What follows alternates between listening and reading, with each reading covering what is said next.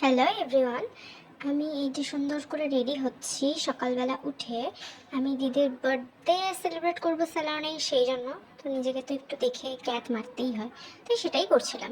এই যে বেরিয়ে পড়লাম, তারপরে চুপচাপ চলে গেলাম দিদির কেকটা আনতে। কেক আনতে গিয়ে আমি একজনের সাথে দেখা হয়েছিল, সেটা হচ্ছে এই যে এনি।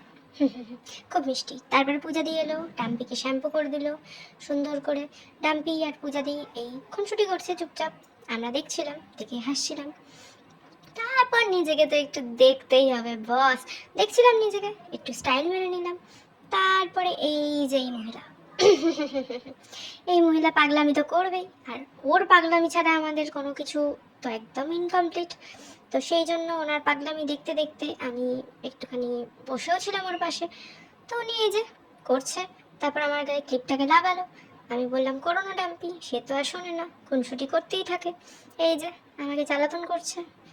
তারপরে তো আমরা এই যে মহারানীর কেক কাটলাম। এই ভিডিওটা একটু বেশি বড় হয়ে যাচ্ছে না? ঠিক আছে ঠিক আছে, একটু শর্ট করে দিচ্ছি। তো যাই হোক, এরপরে এই তিন মহারানীর গভীর আলোচনা চলছিল, এতটাই গভীর যে আমি দু তিনবার ডাকার পরেও ওরা আমাকে পাত্তা দেয়নি। তারপরে ওদের গভীর ডিসকাশন শেষ হওয়ার পর আমি বাড়ি এসে রেডি হয়ে এই যে বসে পড়েছি। আমাদের বাড়িতে বাৎসরিক পুজো ছিল, তো এই যে হচ্ছে আমাদের মা। আমি মায়ের কাছে গিয়ে বসেছিলাম, পুরোহিতরা পুজো করছিল আর আমি ওখানে বসে বসে দেখছিলাম। তারপরে পুজো দেখার পরে আমি খেতে বসলাম, এই যে আমার খাবার। তারপর খেয়ে আমার এই এক বন্ধুর সাথে দেখা হয়ে গেছিলো।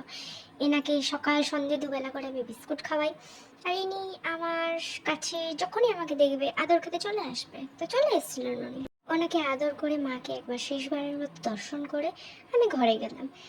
ঘরে যাওয়ার পর এই যে আমি আলতা পরলাম, আলতা পরে সুন্দর করে ভিডিও করে তারপর আমি ঘুমিয়ে পড়লাম।